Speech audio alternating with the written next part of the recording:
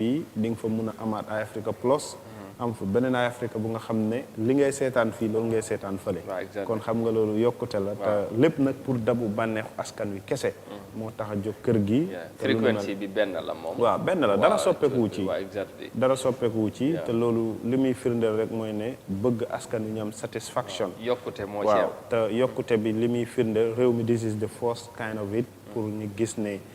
benn media house am na ñaari fréquence yu uute yu nga xam ne bu ci nekk mun nga cee cuun sa morom nga am ko ñu am fréquence itam bu nga xam ne boobu dañ ko indi separately muy Eyeafrica Plus bu nga xam ne tamit li ci nekk bëri na li mun a def tamit pour nit ñi gis seen bopp ci kër gi lépp taxawaay yu am solo la kon daal jàpp naa ne na gaa yi dem gën a topp li nga xam ne mooy suñu plateforme yooyu ñun yëpp mu ngi noonu su ko defee mënutoon ñàkk ñu wax ci xam naa ne sax nañ ci dellusiwaat ci yéen jotaay ñu gën koo yaatal waaye mu ngi noonu gis ngeen fi ngeen mun a jaar bi am fréquence bi mun a seetaan Eyeafrica nu mu leen neexee maam ni mu ko waxee yéene bi moom yaatu na te xam naa fii ci kanam dina gën a yaatu incha allah ci ñaan yi ñu ngi leen di gërëm yéen tamit ci loolu te mu ngi yegsi ñaan nag mu yokk incha allah su ko defee quickly ñu move on dañuy dooreetee programme bi ci biti ak Zimbabwe wàllu mbay bi foofu nu mu toll ak kilifa réew yooyu lan lañ fas yéene def pour yaatal mbay mi waaye dañ ko indiwaat ci réew bi Gambie ñu def ko contexte bi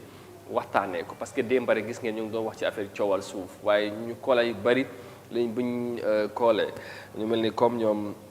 Malick Boy ak ñoom Mr Diallo foofu ci Jaara Soma ñu ngi leen di nuyu ak ñëpp ñu kooloon démba ñu bari ci ñoom ci affaire yi engrais gi lañ wax ak mbay mi war nañ cee mën a taxaw te diggoon nañ leen ko démba te Wolof Njaay def ne digge bor la moo tax ñu bëgg koo dooree tey waxtaanee ko bu ci kanamee sax xam naa nañ ci wax ci leneen waaye loolu tey dina bokk ci ponk yu gën a yaatu bu ñu yaatal ci jotaay bi inshallah. Now let's move on and start with our first program. Of course, first story I should say. By the way, I have to apologize because of the voice. I'm somehow been disturbed with the cold. But anyway, we move on. Because as part of efforts to mitigate growing food insecurity in the Southern African country, Zimbabwean authorities are planning to import more maize to prevent supply crisis. Now, as the government intends to partner with the private sector for maize importation, last year's shortfalls during the rainy season within the region triggered the high increase in grain prices, while authorities initiated measures to remedy the situation. Prices of maize are also on the rise, leaving them with a big ambition to boost agricultural production in the country. Here's more details of that in this report. Zimbabwe's 2021-22 maize harvest was 1.8 million tons, 400,000 tons short of its annual requirement. Government plans to release 59,000 tons from the strategic reserves and is allowing private players to import grain from neighboring countries. However, the poor rainfall that subdued harvests here also affected traditional source markets including Zambia and Malawi, which means grain supplies are costlier. So it means even for our imports, we would need to fork out more. Grain prices have gone up, which means our foreign currency requirement for importing grain will also go up. And we have already a situation where we have not enough of our foreign reserves. So it means that the quantities that we are going to import are going to be affected by the capacity to import. The price of maize meal is expected to go up at a time the government is trying to contain skyrocketing prices. Measures introduced to try to slow down depreciation of the local currency and galloping inflation, such as raising bank lending rates, could exert more pressure on prices of basic commodities. As milling industry, we are now engaging the Reserve Bank to say, yes, we agree with what you're trying to do, but when it comes to food inflation, this is the impact. It will cause us to increase price purely on account of interest rates rising. While imports will avert food shortages in the short term, government plans to intensify production in the long term. Zimbabwe is aiming to bounce back from the current shortfall and to restore food self-sufficiency. Government has set itself an ambitious target to produce 3 million tons of grain in the upcoming 2022-2023 agricultural season. To achieve it, Early preparations are key. We just pray that we have a good season, and also that there should be a deliberate effort, action to finance agriculture, to support agriculture, to already start now to import fertilizer even at the prices that we are talking about, because we are talking about food here. So I think it is about preparedness and also allocation of resources to agriculture. Farmers are exempt from the new bank lending rates and will be able to access concessionary funding in order to improve production.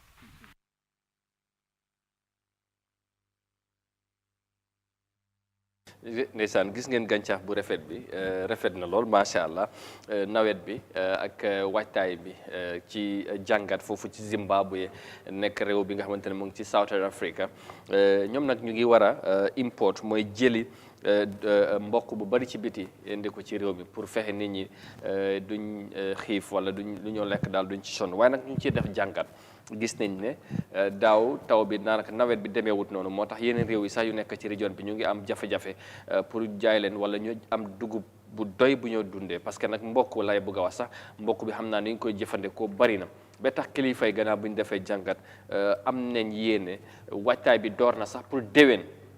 buñ yegsee ñu gën a yaatal mbay mi waaye lépp lu mu soxla ci wàllu jumtukaay ak lu ñoo gunge baykat yi ñu ngi ko discuss ñu ngi ko waxtaane ñu ngi ci nax ay pexe mu nekk nag li am solo léegi nag loolu gannaaw bu ngeen gisee réew mel ni Zimbabwe di ko jàngat ñu ngi ko indiwaat ci réew mi ñu ngi ci nawet bi ñun lan moo war a doon jàngat bi surtout engrais bu manqué bi ren démb rek ñu ngi ko doon junju nañ ci ñëw bu baax yaatal ko incha allah waaye ñu bàyyi am na keneen ku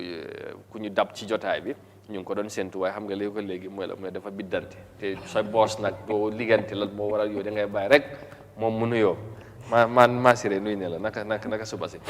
suba sang fi alhamdulilah Amadou nuyu naa la maam Jibi nuyu naa la yow it di leen laaj naka seen suba yow moom jarul ma laaj la sax xam naa loo eewoo waaw gis nga waaw bu ñëpp bokka la nag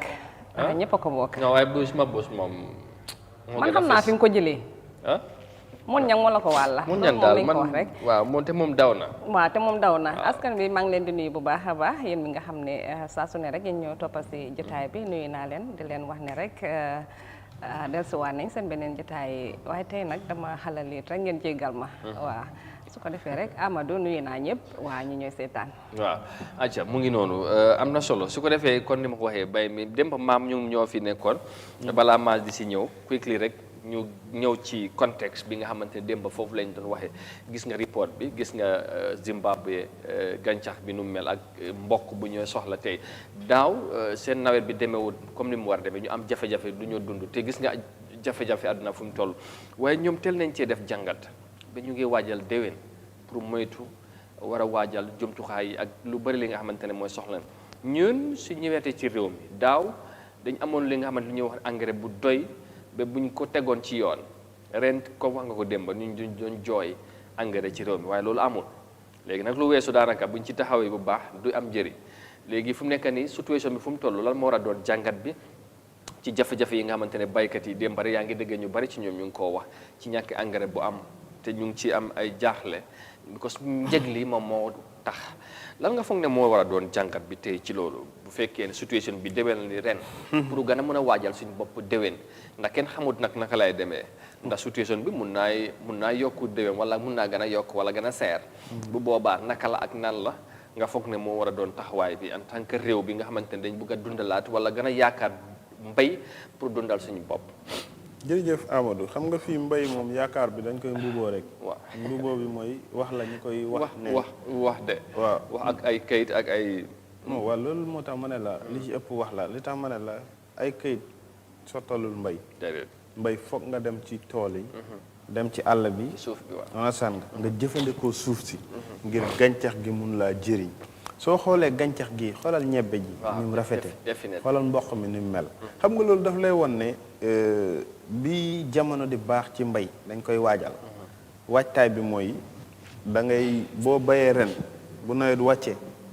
li ngay njëkk a def mooy sàq ngay def mooy store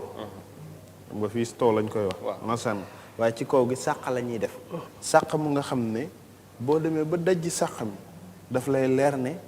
yow yaa ngi waajal nawet te la nga defoon ci sàq mi loolu pour jiwu la waaye tey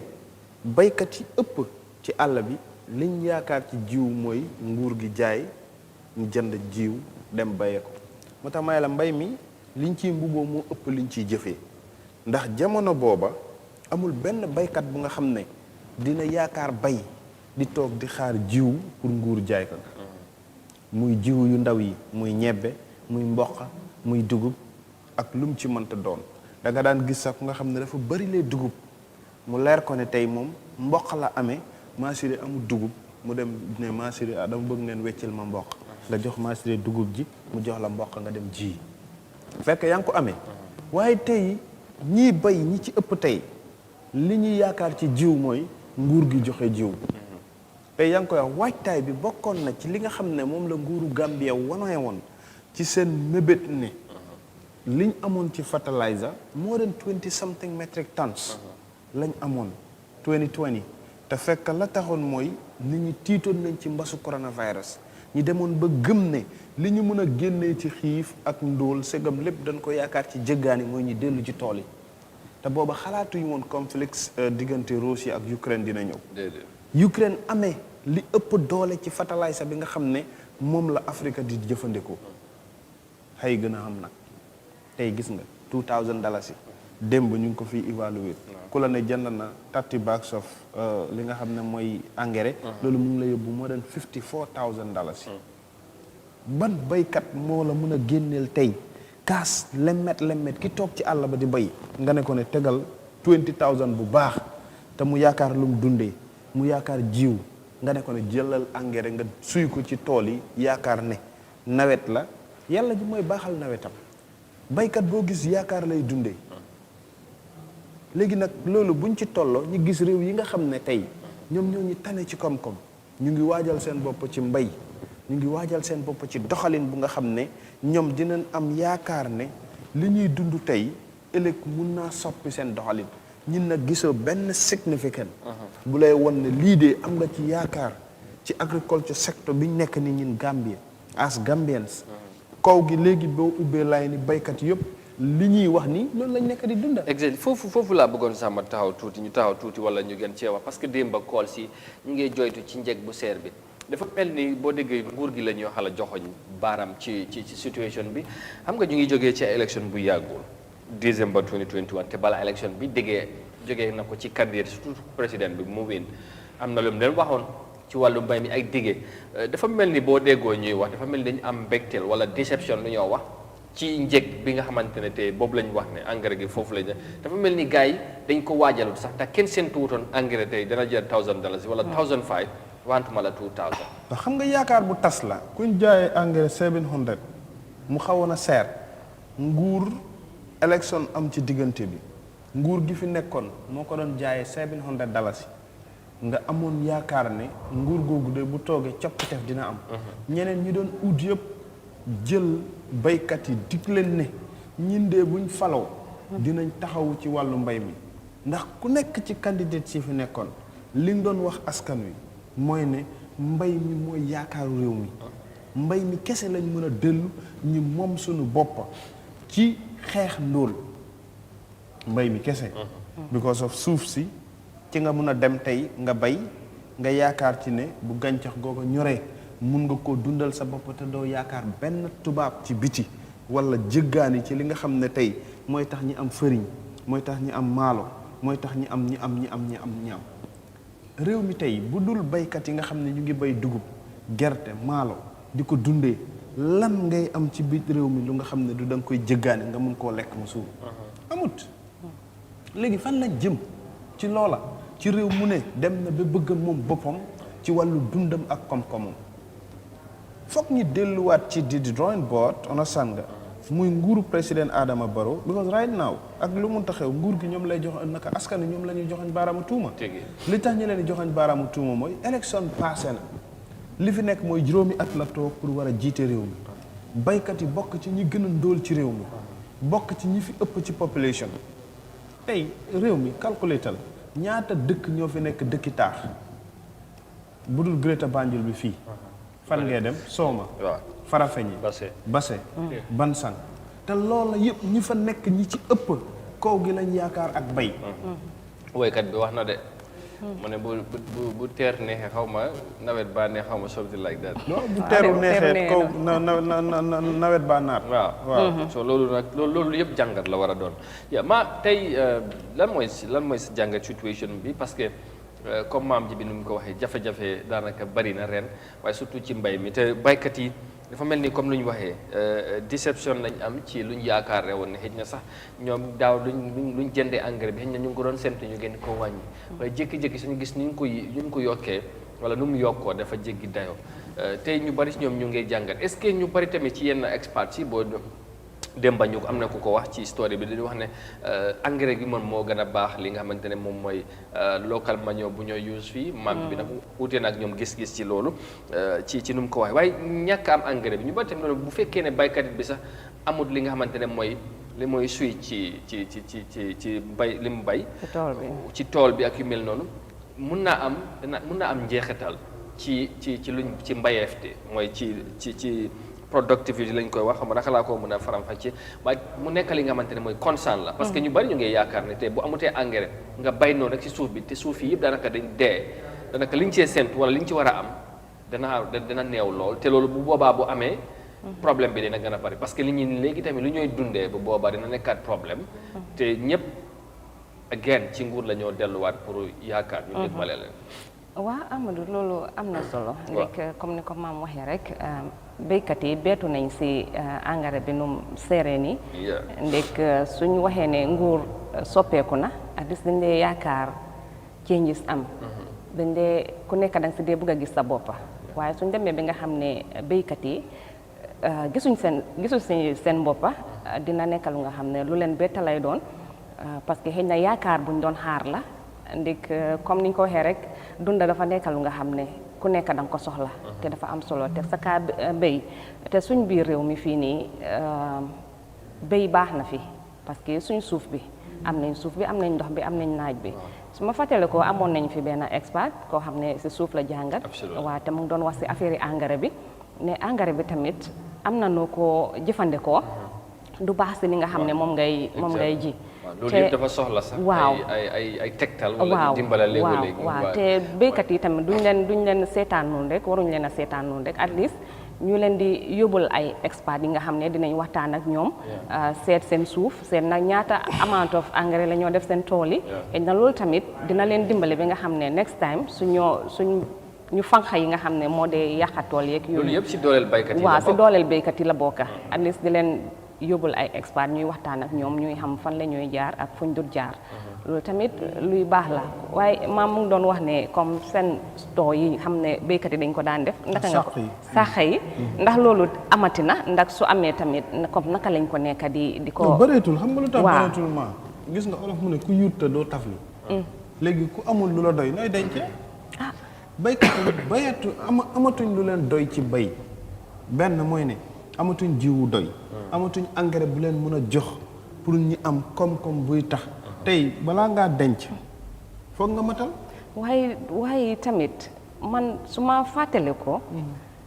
dama daan dem ndekki ñoom suma yaay taay mi suñ li fi ne gerte nii mooy loolu waaw dañ dee jël génne seen jiwu yi nga xam ne moom lañ war a use the next year soo xawma ndax ba léegi béykat yi ñu ngee def loolu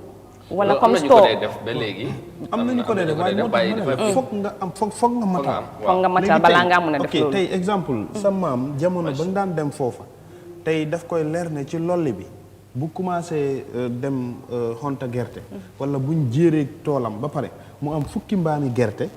mu ne xaaral ma jël ñetti saako on sànn ma denc ko li des daf koy jaay loola du ko soxla beeg buñ ne yàlla jaa ngi waaj a taw mu génnee ko xolli ko def ko jiw waaye tey li ëpp ci baykat yi boo demee am na ñu nga xam ne amul jiw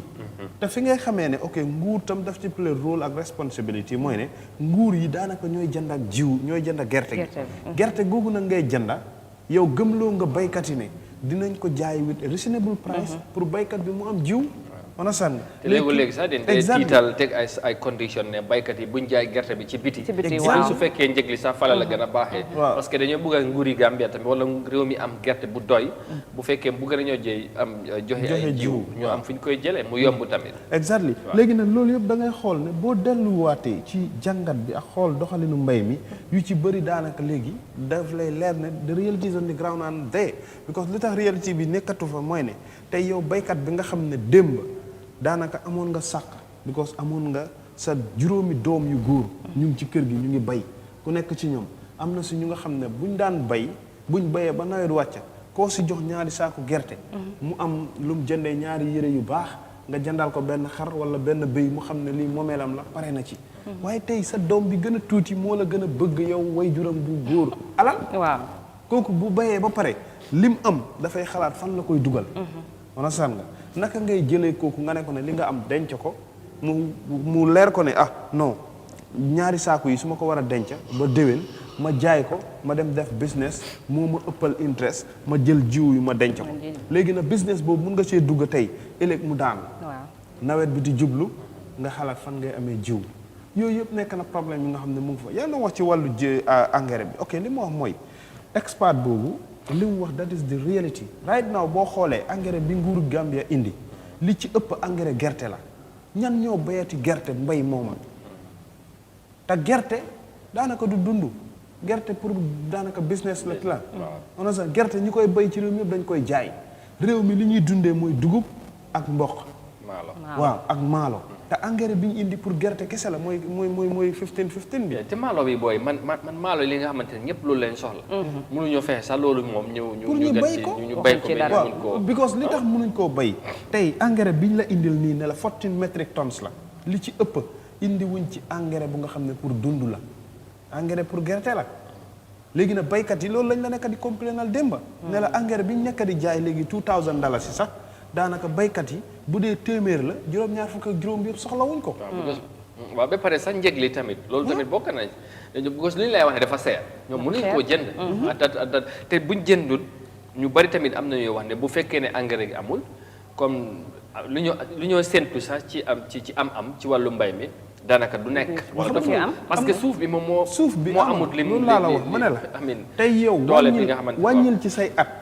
ñaata la lum néew am nga lu ëpp fanweeri at nasan nga te da nga fekk sa papa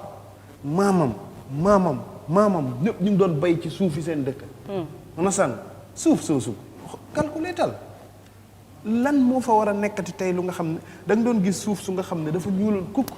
nasan muy xonq mu dem ba weex léegi suuf day feebar moom indi waaw because of li suuf si soxla comme li ma la wax li ci ëpp saafara li ci mën a nekk mooy ne tey ñi nga xam ne seen loxo jot na seen ginnaaw nga am lu mat téeméeri nag wala nga am lu mat juróom fukki nag sa nag yi di tos li nga xam ne moom moo nekk suuf bi wana saan nga at mu nekk nag yi tëdd fa benn yoon ñaari yoon wana saan nga nag yi seen seben ak li ñuy dem wanag mooy fertilizer bi ji wanee fii démba ne tey mun naa change scénario bi te dama ne la suuf si tos moo gën téeméeri junne yoon engrais yii bokkuñ boo ko ubbi woon line léegi ñi nga xam ne dañ yaroo ci ay mala juddu ci ay gétt ñu wax la seen tool yi onasan nga liñ ci mun a générer ak ñi nga xam ne nawet bu nekk dañuy jënd engrais di ko wicce seen tool yi li ñuy am bokkul parce que boobu naturel la exactly waaw waaye xam nga tey dem na ba expert yi lu ñuy gëmloo baykat yi ne fertilizer boobu sax daanaka nekkul lu nga xam ne lu efficient la mun naa yàq tool waaw mun naa yàq tool bi léegi nag yow mi nga xam ne tey daf la leer na fi ñu toll nii ki nekk ci àll bi yaakaar ni Massiré nii am na gétti xaram onasan nga waaye Massiré bayut léegi naka lay demee pour naxtaan Massiré wala story bi ñu fi wanee démb ñi amee tos gi ñu ngi koy jaay tey because of engrais moo amut léegi nag buñ tolloo fii ak li nga xam ne moom moo nekk situation bi nguuru Gambia ci njiital président Adama Barrow gis nga ministry bi is just daanaka secteur la rek président bi mooy njiit li baykat yi luñ mënta joxañ baaraamu tuuma ministre bi yëpp fu ñuy mujjee mooy ci président te moom wax na ko mu ne réew mi bu yëfi doxee ñëpp la waaye lu ci doxul ci ndoddam lañ koy teg léegi nag na delluwaat ci drawing board bi man kamang la dëkk ci bay la juddu fi mu dëkk faro la onasan nga ak joor mankamang benn boor bi lii la nu mu tuddati faro la beneen boor bi boo fa demee lépp joor la alla ngay xool di gis baykat yi foofa la fay bay ci Jimara kenn mënu koo lim on a sànn te man daf ma dee jaaxal sometimes ma ne suñ doomi réew mi muy politiciens yi ñoom ñëpp boo xoolee ba mu yàgg sax da ngay ne ñii dañuy fooy xeli askan wi tey doomi Mankamankounda lépp luy doxal mbay waroo ci xaar sa ministre yi pour mu dox da nga war a xam yow sa bopp yan mécanismes ngay teg because doo nekkuloo ci gan wana sànn nga ñëw ci opposition bi exemple tey doomi Jimara muy Mama Kandeh lan moo ko umpa ci bay Ousseynou doomi fan la ñaani lan moo leen umpa ci bay amul luñ yaakaar ñoom lañ judd fekk mooy mbay waaw de wana sànn absolument leneen luñ nekk di dund ci seen aduna daf leen dab xam nga maam dafa mel ni problème bi sax du nekku ne xamuñ lan mooy problème wala lañ war a def pour man parce que mbay comme noo ko waxee ñu bari ci ñun donte ay xale lañ xam nañ naka la wala lan lañ soxla lan lañ ci war a def te nguur gi ñoom ñoo ñu ko xam waaye liñ dafa mel ni yitte bi wala xaw ma ndax am bi moom moo fa nekkul parce que nag bu fekkee yow buñ lay jàng daanaka ñu ciy jàng school ba balaa ñun ak xale yi ku nekk ñu la agriculture is the backbone of the country loolu mu nekk woy dugg ci noppi xale yi waaye loolu farlu wuñ ci maam te liñ ci war a def nit ñi mun naa gis sax ngay bay mu ñee la ci waaw mu am nga attract ko parce que mu bëgg dem am na benn comme da nga bëggoon ne am bi comme li xaalis bi fa sentu nekku fa am na benn xale benn jigéen ma baykat dafa bugg a bay ba mu ne bu fekkee ne sax nguur yi wala at the highest level dañ bugg a sax di attract nit ñi ci agriculture mu ne da ngay gis ne léegi bu ñoo def ay design sax pour mbay ay màgget lañ fay def wala def ay li nga xamante ne boo ko xoolee sa yow da ngay discourage duñ fa jël ki nga xamante ne ñu def fa xale bu ndaw bu rafet ñu ne ko ne kii bay moo ko dem ni wala kii fii la jaar tey mu xam nga attraction yu mel noonu la mbay mi soxla waaye loolu daanaka doo ko gis est-ce que nekkul lu mel noonu ñun ñu xam suñu problème waaye mënuñ koo solve wala wax kese lañ cee def xam nga loolu balaa maa di ñëw problème bi ñu am mooy is about branding gis nga the branding of it mooy problème bi tey boo demee Amérique ki fa gën a rëcc baykat la Spain seen koom-koom bu dee 100 la at yii lañ gis ne football xaw faa dox waaye bay rek lañ yaakaaroon wana sànn gis nga China léegi ni mu mel wana sànn gis nga Japan ak Corée ñoo ñëpp bay lañ yaakaar waaye tey liñ ñi gëmloo boo xoolee fii suñ agricultural design yëpp dañuy xool mun nañoo jël Massiré tey ak taaram de waaye dañ koy def mu lax wana sànn wala ñu jël Amadou mu taaw wana sànn ñu jël benn maire ci faro bi mu ngi gaddu benn gopp wana sànn boo ko gisee nga ne non man lii bu ma ko yaakaar fan laay mujjee kii ni mel that's branding parce que béy bi dañ jàpp ne kuy béy rek yow baadolo nga waaw ñu jàpp ne kuy béy rek yow nit kuy dellu gannaaw nga waaw te apparently ci réew mi loolu moo fi nekk that's the reality on the ground baykat yi moom ñoo fi gën a sonn waaye duñ ci am dara parce que dañ leen ci jàppalewut dañ leen ci gungewut liñ soxla duñ ko am wala problème buñ nekkee rek engrais bu manqué ci dëkk bi kooku dégg tey nga ne ko ne tey suuf bi nga xamante daanaka suuf bi depuis ak maam lu nga ko waxee ay maamaati maamam ñu ngi koo bay ba léegi moom mu yaakaar ci loolu dem bay ci pour lu moo dundee ak lu moo fajee ay soxlam daanaka at fuuliya kooku boo ko dimbalewut ci lu ci engrais ak wax ñu nga may ko waaye nga yombalal ko njëg bu loolu amul problème moom mooy am te am na ñi si nekk di dugga sax waaye da nga leen di compter benn parce que léegi-léegi nga dégg ko ne am naa tool waaye ndax moom moo nekk ca tool ba moom du fa nekk moom dafaa jël ñu nga xam ne ñoo koo béyal tool bi moom daal lu mu afta rek xëy na tool bi baax na baaxut moom li mu faa am la soxla te loolu du jëmale réew kanam at least ñu farataal mbéy mi farataal béykat yi ñu xam ne tamit béy nekku ne kundóol rek yaay béy boo ko war a def waaw te bay moom mun naa sax daanaka bay moom buñ buggee bay dëgg-dëgg waaw caaxaan defut ko ale dëgg la laaj dépense la laaj waaye xam-xam tamit parce que dafa foog ñu dem soppi doxalin sax ci mbay bi nga xamante ne yow sa maamaati maam buñ yeewoo tey sax ñu fekk luñ fi bàyyi moo fi nekk ana yokkute bi ana ñun développé bu ñooy wax jar naa laaj ba léegi dàq sa fas wala sa mbaam moom moo fi nekk ba léegi boo demee ci ob bi wala say nag moo fi am te jotoon na pour ñu change système bi waaw élever li nga xamante ne mooy situation li ngay wax ni nit daf ma ko wax ma reyee ba sonn ok dafa am comme gis mu ngi dàq fas mu ngi ko remarqué xam nga ok maa ngi koy expérience ma ne ko fas bu mokk xam nga fas moom am na bu nga xam du mokk mool bu nga xam ne daanaka da nga ko commencé takk saret rek ees boo ko bëgg a jiloo foog nit omat ko waaye fas bu nga xam ne bay na 2 ba 3 ba 4 nawet mun nga koo remarqué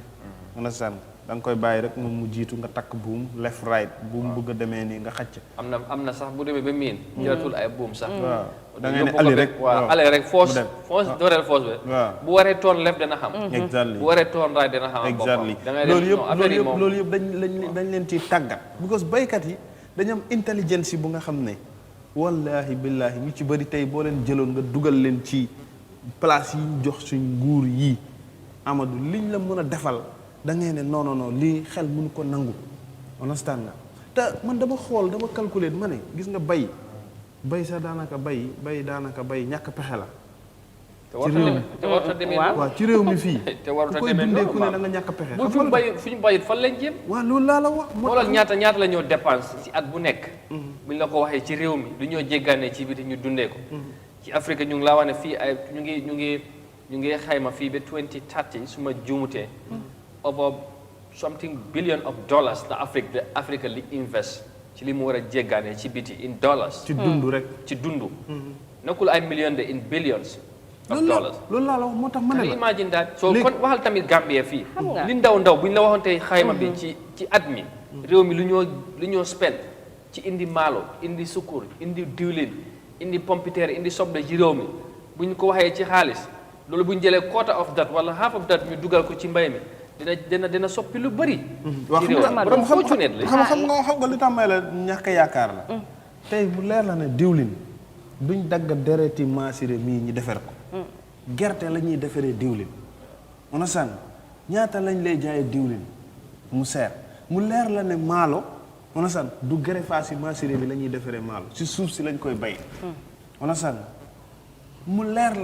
la ci yi ñuy bay yëpp amul lu nga xam ne ci nit lañ koy génnee defar ko lu dul ne ci suuf si lañ koy bayee. tey lu tax may la mbay ci réew mi fii ñàkk yaakaar la xam nga lu tax. noonu lañ ko def de. waaw xam nga Amadou. that's reality. at bi ñaata weer ñoo ci nekk. yaa ngi am about 12 months. 12 months. waaw léegi at mi daanaka. waaw léegi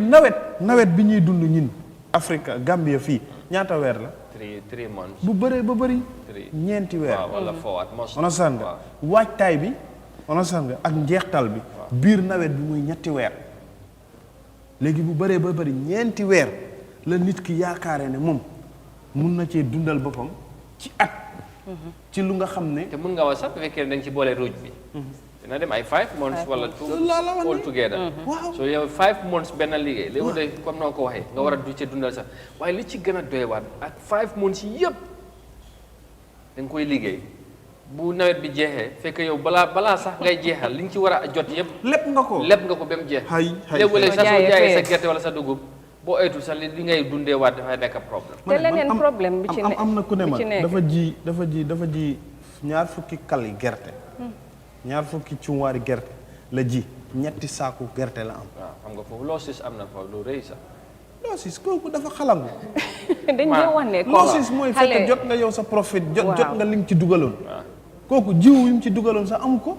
coono bi mu ci daj amu ko. amu ko sax. jege ñu ko sax. léegi teg yow mu leer la ne mbay daanaka bu baaxee 2 ba 3 profit daf ci am sa wér-gi-yaram ci coono bi ngay dund. daanaka loolu profit la ci yow. on a sànni gerte gi nga ci am muy meññetal mi profit la ngooñ mi profit la. on a sànni waaye tey demal ci kaw gi ci baykat yi exemple boo demee ci tooli mboq yi buñ génnee mboqam bi ba pare gattax gi yëpp dañ koy sànni amuñ ci soxla. on a sànni nga dem ci tool yi mu leer la ne tey da ngay gis ne kii bay na coton bu nga xam ne pour mu xafee ko sa problème la. because toolam eggu fa. te loolu yëpp amul sax léegi amatul léegi. gis nga waaw fu ma bëgg a waxee rek mooy dang dee déggal léegi ñu ne su nawet jotee ndaw yi nga xam ne ñoo nekk si kaw gi dañ dee bàyyi kaw gi ñëw di nawetaan si. lan moo ko waral. leer na lu koy dafa yomb. waaw lu ko waral parce que gisuñ dara si mbéy mi. li la maam ji wax la rek mbay mi léegi daanaka. gisuñ fa dara ñan lañ faa bàyyi seen papa yee seen yaay nijaay suñu nijaay ñoom lañ faa bàyyi ñoom ñu ñëw nawet si su fekkoon ne ñu ngi gis seen boppa si tool yi ñu ngi gis seen boppa si li nga xam ne moom la ñooy béy li kon luñ doon ñëw fii nii li ñoo béy su doon le mu ngee baax ñu ngi see gis seen boppa ñu ngee jaay di si am mu leen di dundal ñu see faj seen soxla yi duñ doon xalaat ne ñu ngee dem naweti si exemple bu ndaw rek mooy ku nekk ci kombo gi fii di fi xëy di ngont nga jékki-jékki rek nga ne da ngay jaar ci géej gi dem Europe mu ngi nii nga gis ñu cee dee nga gis leen ci def waaye loolu taxul yow nga discourage lan moo ko waral parce que yow sa dëkk bi fii li nga soxla pour mun a faj see soxla amuloo ko loolu moo xew tamit ñi nga ne liñ ci ob bi boo xoolee gis nga kaw gi dalee ko depuis Espagne Maroc Italie ak Libye ñi ëpp ci ñi dem ci kaw gi baykat yi lañ absolument ñi ëpp ci ñi dem baykat yi lañ after la booy town bi gis ne non booy ci kaw gi ni ñuy demee nii bari na nga gis town bi tamit commencé inherit affaire yi ba town bi tamit involve ci backway bi waaye backway bi li ko start since the inception ci kaw gi la ngir baykat yi discourage ci wàllu mbay maa si ren quoi ok léegi yow tey bay nga 3 wala 4 months ci nawet bi wàcc amuloo dara mu leer la ne léegi dese nga ñaata weer 8 wala 7 months yu nga xam ne yaa ngi war a dundal sa njaboot nga ñëw ci teeru bi nga ñëw yore fi puus wala nga ñëw dem di dóor block every day ñu fay la $100 wala 150 nga jógee fa li nga am noonu yëpp nga dajalewaat ko yàlla ji taw nga dugalaat ko ci nawet bi jeex amaatuloo dara nga ne non lii du yaakaar nga bàyyi ko fa uti leneen waaw definitely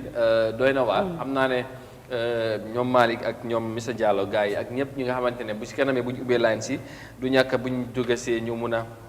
joxe seen xalaat ci loolu xam naa ne daal yëfi war nañ koo seetaat léegi just quickly dañoo move on wax ci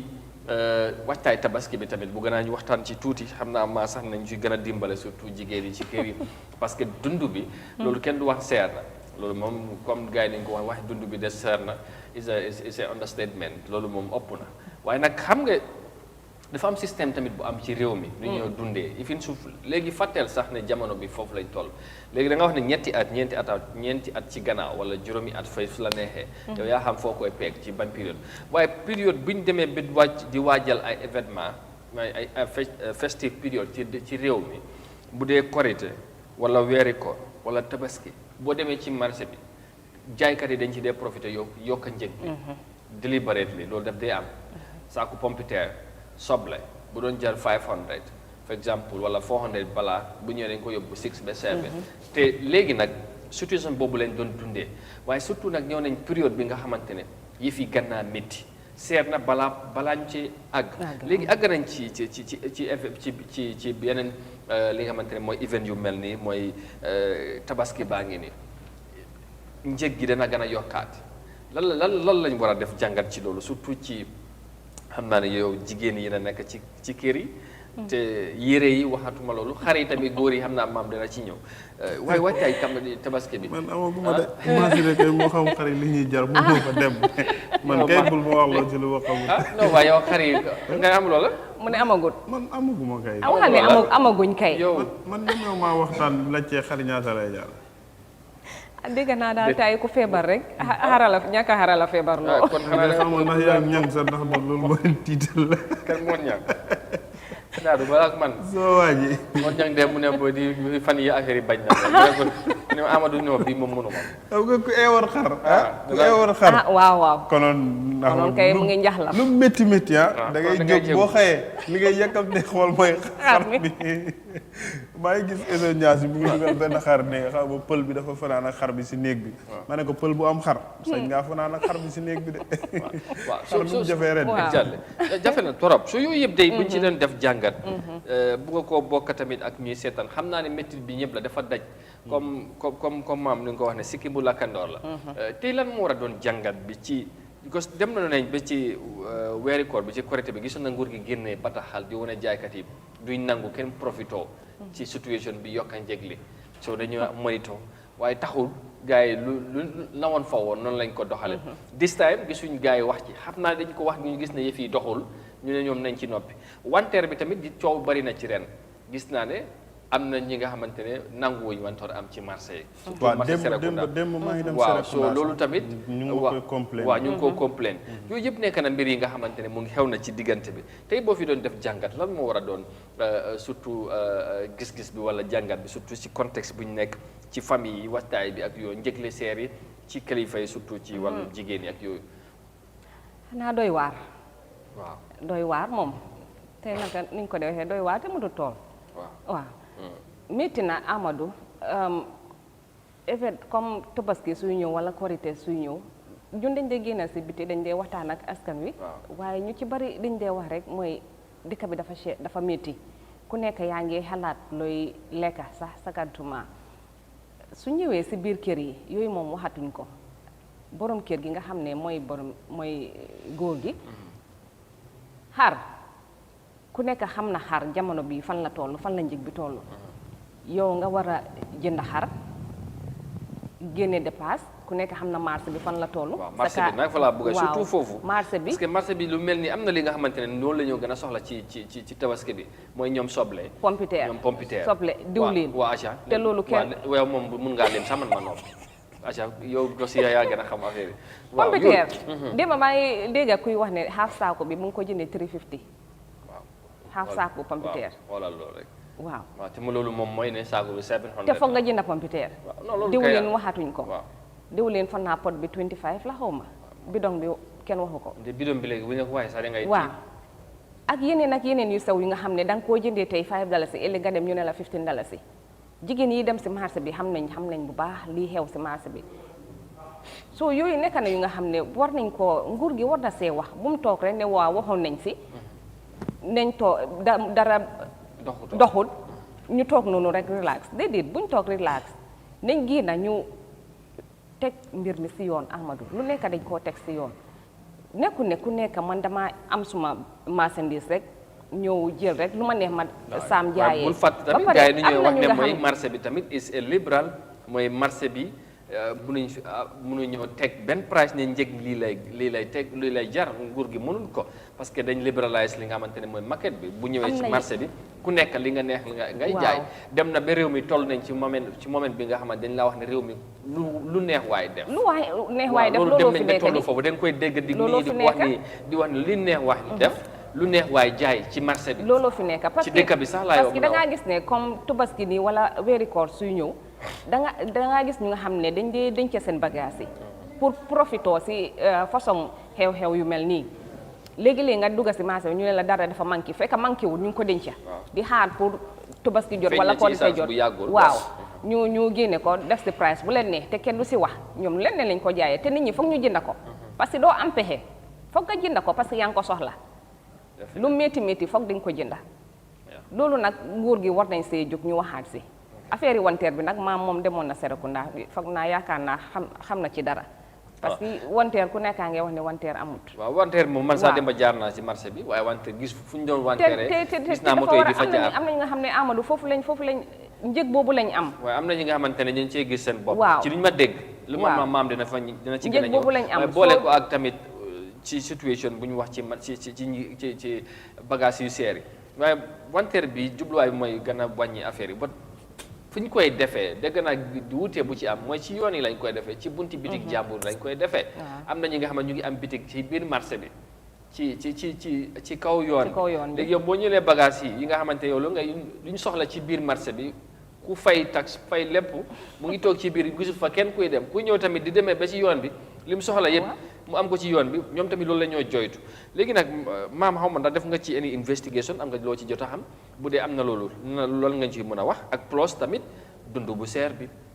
tabaski baa ngi nii ay ñaari fan ba ñett bu jàggee loolu moo ci des waaye gis ne la njëg mi moom ifin su nekkutee sax période bu ñu nekk affaire yëpp wala seer waaye gars yi jaaykat yi dañ ci def profito yokk njëg bi bu baax a baax te loolu dañ ko yàgg a joytu ci réew mi non guddi yuñ toll moom yëpp seer waaw liñ lay wax ci yëfi waajtaayu tabaski lépp lu ci nit soxla paaka yi ñii rendee xar yi yokk nañ ko paaka yi doon jar $50 léegi $100 lañ la koo jar waaw waaye xam nga loolu yëpp kon ni ma wax xëy na tabaski bi doon jógee wala ci événement bi dañ doon yokka waaye yokka bi nga xamante ne tey fu yëfi nga ne lépp a seer loolu dañ ko généralise te loolu moo déggal lépp a seer waaye léegi lu seer loolu noonu because léegi xam nga lépp a seer for example bu mu ndaw ma jox lépp a seer balaa tabaski few weeks ago balaa tabaski jege boo demoon ci marché bi nga jege bugg a jënd pompiteer saako for example lim seer maybe 500 wala 6 at most waaye léegi kii mu ngi laa wax ne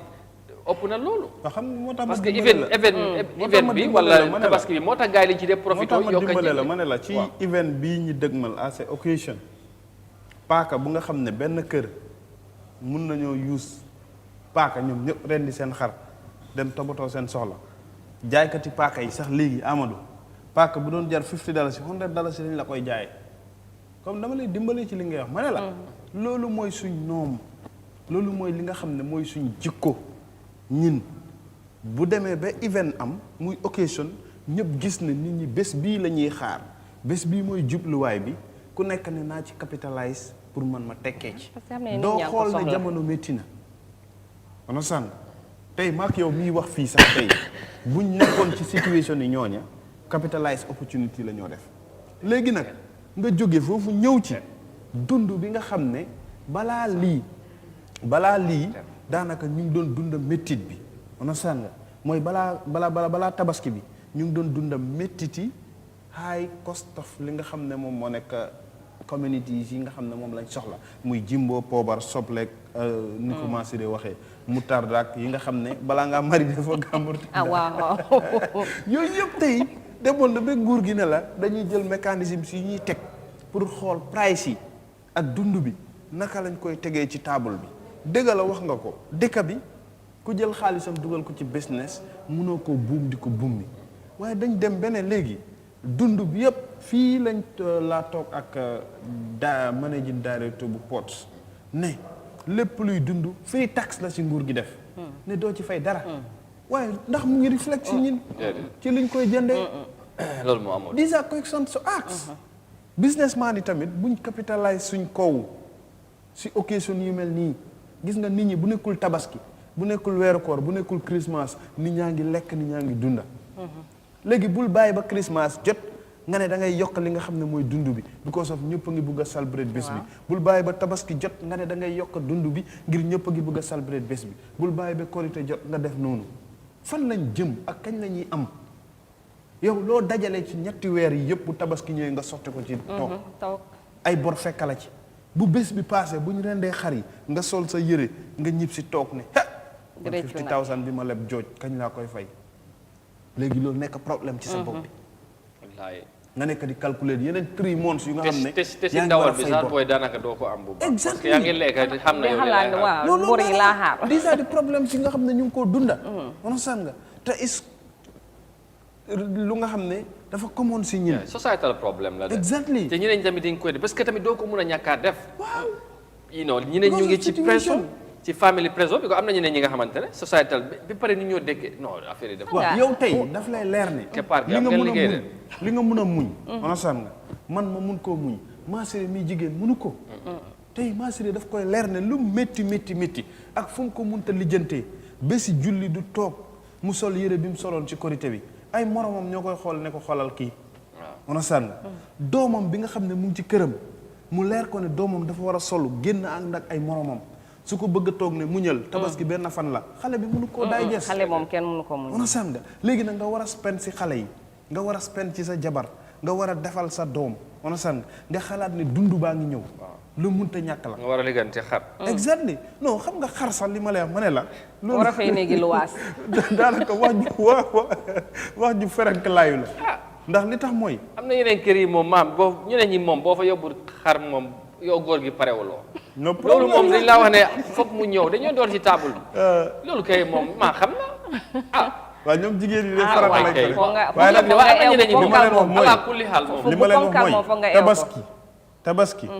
aj makka moo ciy farata waaw loolu moom ay rey xaru tabaski du farata de sunna rek la on a sànn yow si tabaski benn farata moo ci am mooy aj makka non jigéen yi tam foog ñu understand loolu non loolu moom mënuñ jigéen ñi ñu si bari mënuñ koo understand luñ mun a understand rek mooy ne ewal ma kuy loolu lañ mën a understand ma sama benn sët tey daf ma ne suma xarit tabaski bi bari ko nag laa lay indil parce que démba ñu ngi ko fee wax ñu ne béy sax ñemeñu la ko yóbbu nga ne yaa ngi koy eewal sa jabar te béy dañ koy tubaskee waaye kan boo fi ñemeñ a gàddu béy ne yaa ngi koy yóbbul sa jabar xar bu góor boobu amul bu góor bi nga amuloo bu jigéen béy moo ci yow ñeme ngaa gàddu béy ne yaa ngi koy yóbbu di eew su fekkee amuloo bu dee loolu nga am ma yàlla xam na ne ku ko am def ko jamono boobu foofu lañ toll nag ma amul xar aw ma foofu lañ toll ganaar sax bu ma ko amee ma teg ko man gis naa imam bu joxe exemple boobu bu xam na ne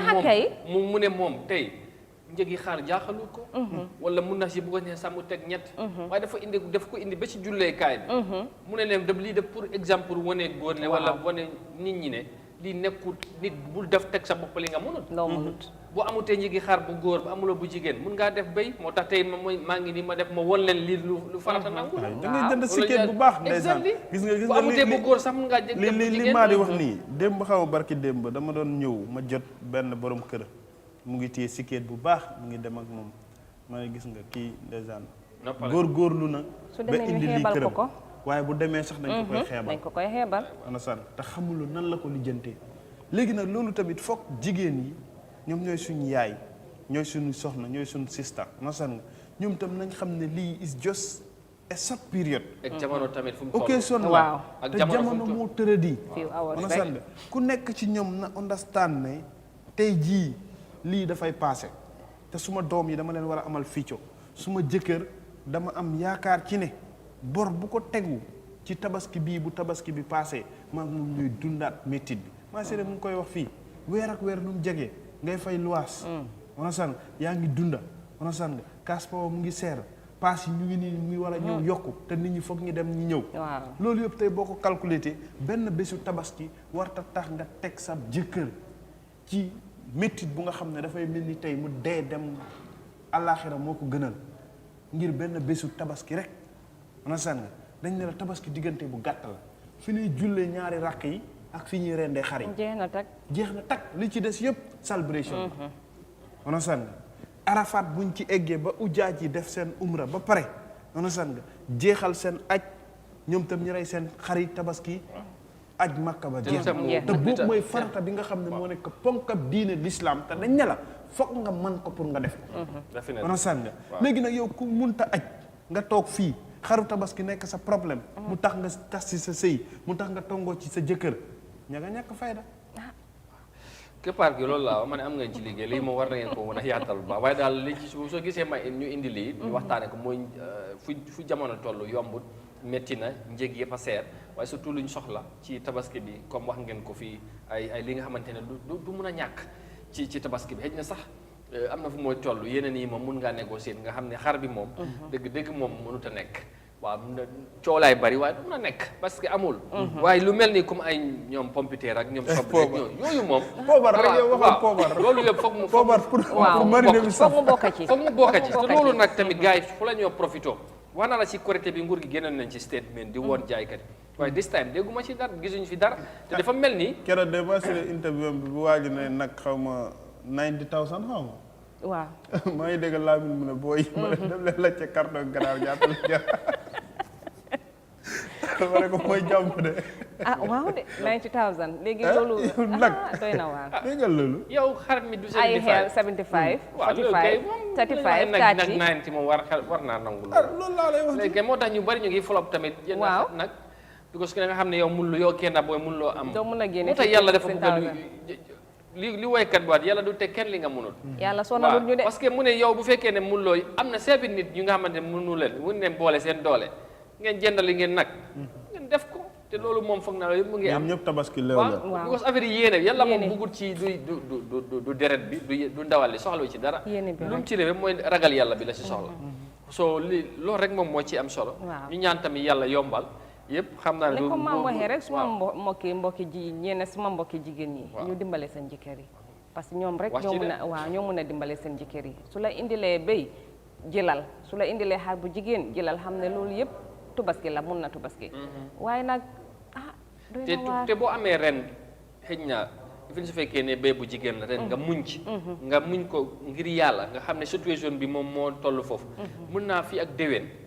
yàlla sa jege sax mun na laa surprise. waaw mun naa def moom mu defal la yow sax li nga foogul ci te yow soo mënee sax defal waaw gis nga foofu tam li ma fay daanele rek mooy ne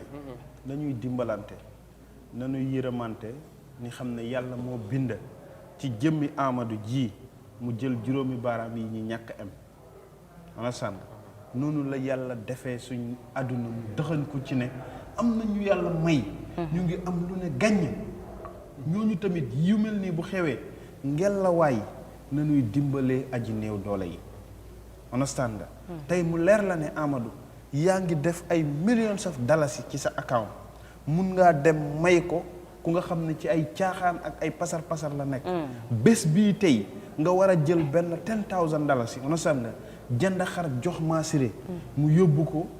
teral ci ay njabootam bu ko rendee deret ja tuuru njabootam lekk ci yàpp boobu di nga am yiw di nga am yool te am na ñu ko am de ci biir réew mi am na ñu ko am na ñu ko mën tey am na ñu ko am ne ñu ngi ko am man ko mënoon nañoo dajal ñu doole yëpp ci biir réew mi ñu jëndal leen ay xari tabaski te ñoom du wàññi dara ci lañ am solidarité waaw ngella waay borom alal yi philanthropie yi dimbale leen aji néew doole yi ngir ñoom tam ñi am as tuut ci lu ñuy bégale seen bopp ngir am xar yu nga xam ne dinañ ko dem jox ko seen njaboot waaw loolu tamit please ñu koy ñaan Gambian si yëpp am na solo loolu moom duñ ci yokk dara dañ fa jaar rek dem jël short break dugal suñu ay gan waxtaane ci li nga xamante ne mooy ci national storytelling competition bu fi am wiina si xam nga tamit loolu dafa am solo ñoom tamit dañ doon dekkil li nga xamante ne mooy ñun ñëpp foog naa jaar nañ ci nga dem sa maam wala sa leebon loppen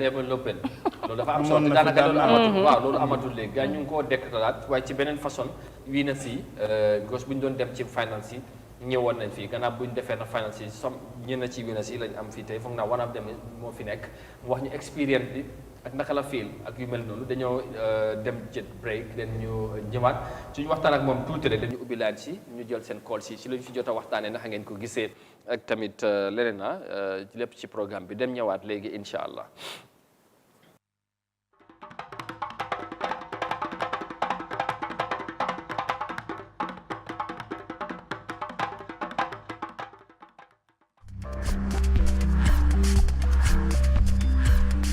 Do you want an affordable yet exquisite home or a service plot from TAF but do not know how to go about it?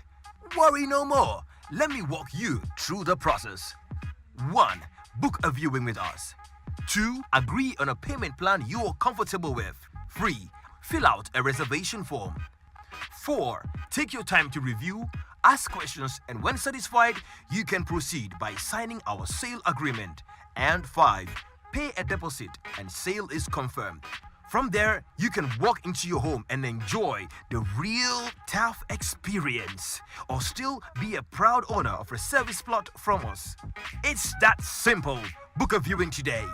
For more information, please call 376-2333 or 776-2333.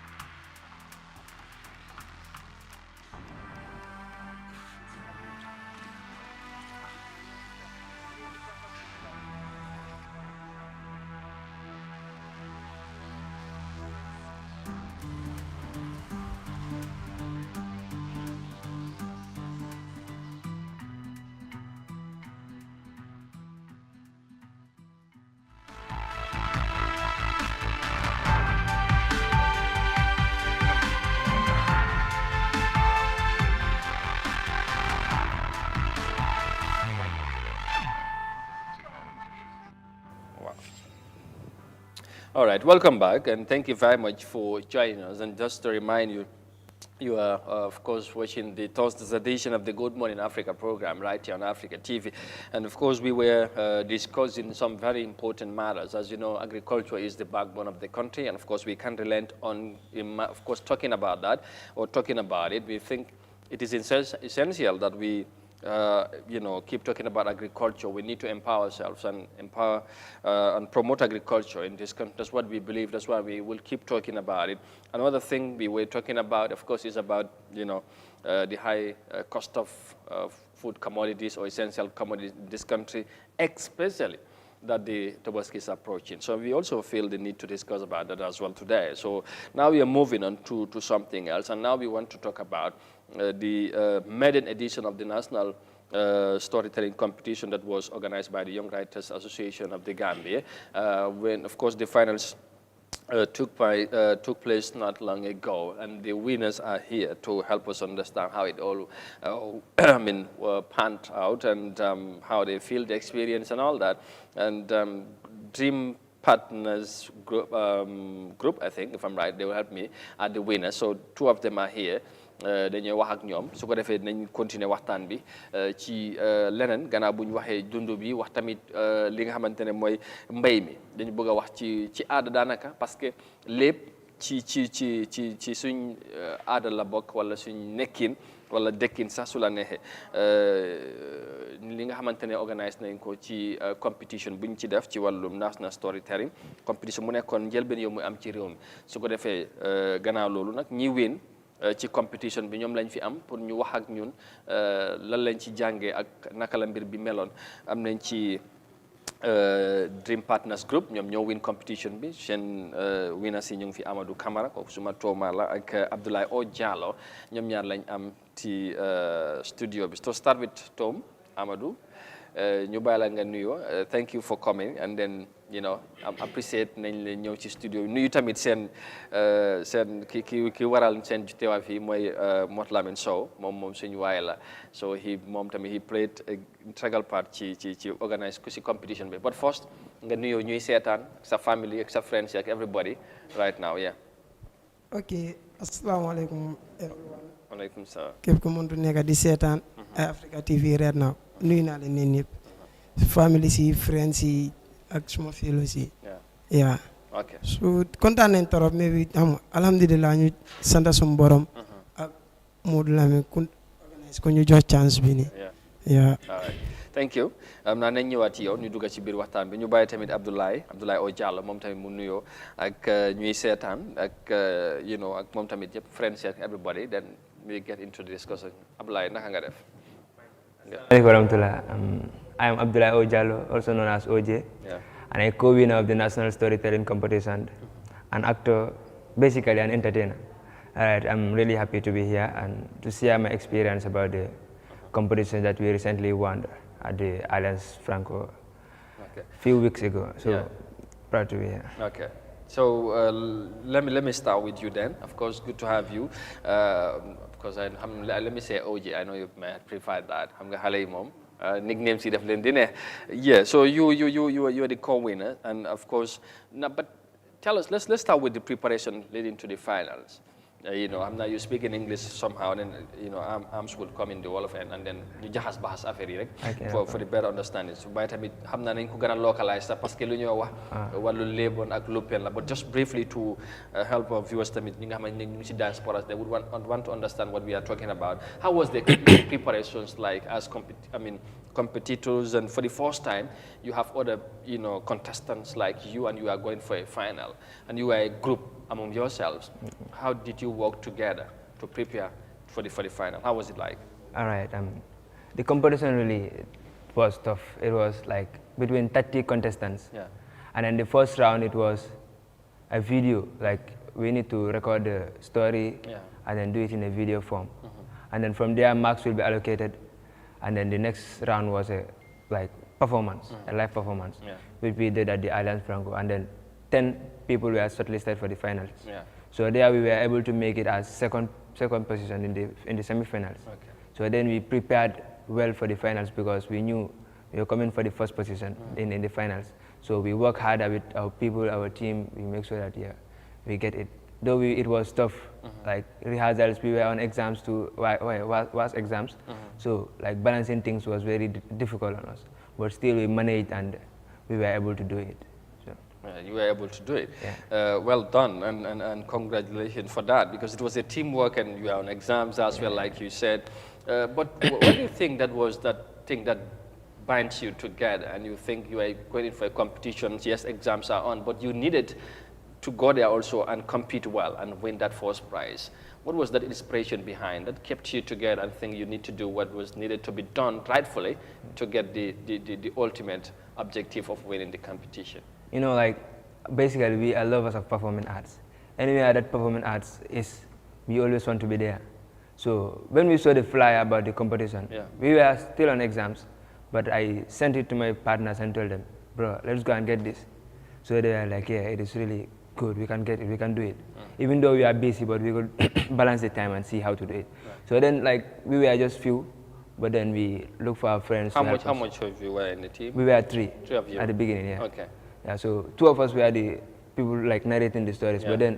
we want to make sure it is understood by everybody. So we had to look for other people like to help us act the story. Like we will be narrating the story and acts will be going on behind us, showing what we are saying. Like so that other people will understand even without hearing what we are saying. So that's how we gathered a team of few people, 10 or less. So those people help us like in the competition. You were narrating with Ahmad, right? No, I was narrating with